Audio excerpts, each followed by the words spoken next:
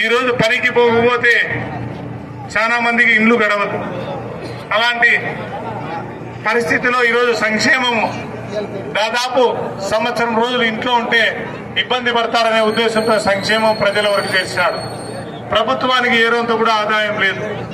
ఇటువంటి సీఎం ప్రజల కోసం నిరంతరం కష్టపడే ముఖ్యమంత్రి మన జిల్లా వాడు, మన జగన్మోహన్ రెడ్డి గారు, మన పులివెందుల బిడ్డ. మనమందరం కూడా ఒకసారి గట్టిగా ఆయన అభినందనలు చేస్తాం.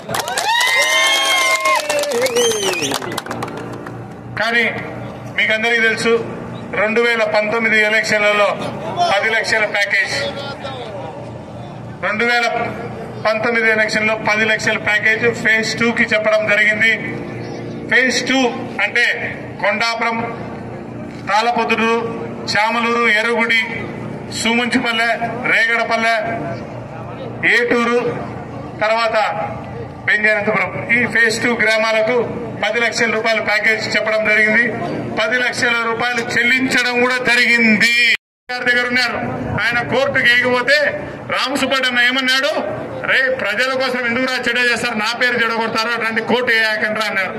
కానీ ఆదినాయుడు చేరిపోయి ఆయన అప్పుడే ఈయన తెలుగుదేశం నుంచి వైఎస్ఆర్ వస్తానే నేను వద్దు ఆ తెలుగుదేశం పార్టీలోని ఆయన ఆ బుక్కపట్నం మీరు ఏం చేశాడు, బీజేపీ ఆదినాయుడు దగ్గర పోయి కోర్టుకు వేశాడు. చెడుపు చేశాడా మేలు చేశాడమ్మా?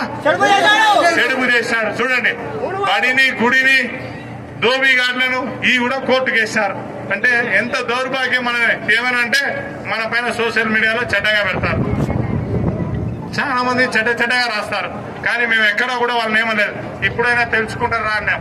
కానీ వీళ్ళందరూ ఎక్కడి నుంచి వచ్చినారంటే చుట్టం చూపుగా ముందు తెలుగుదేశంలో ఉన్నారు, మళ్ళీ వైఎస్ఆర్ పార్టీలోకి వచ్చారు, మళ్ళీ నిన్న అందరూ తెలుగుదేశం పోయినారు. చూడండి, ఎవరు రమ్మన్నారు, వాళ్ళని మనం ఏమైనా రమ్మన్నామా?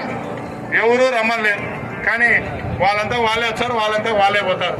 ఇంకొక మాట చెప్తాం, ఆదినారాయణ రెడ్డి గారు నోటుకు అంతే నోరు, ఎంత నోరు అంటే అది నోరా, మనం అంటాం చూడలేదు, నోరా ఏమైనా గట్టి కాలవరా అంటారు. ఆయన మాట్లాడే విధానాలు ఏమున్నాయమ్మా? ఎందుకు తిట్టాడో కూడా అర్థం కాదు ఆయనకు.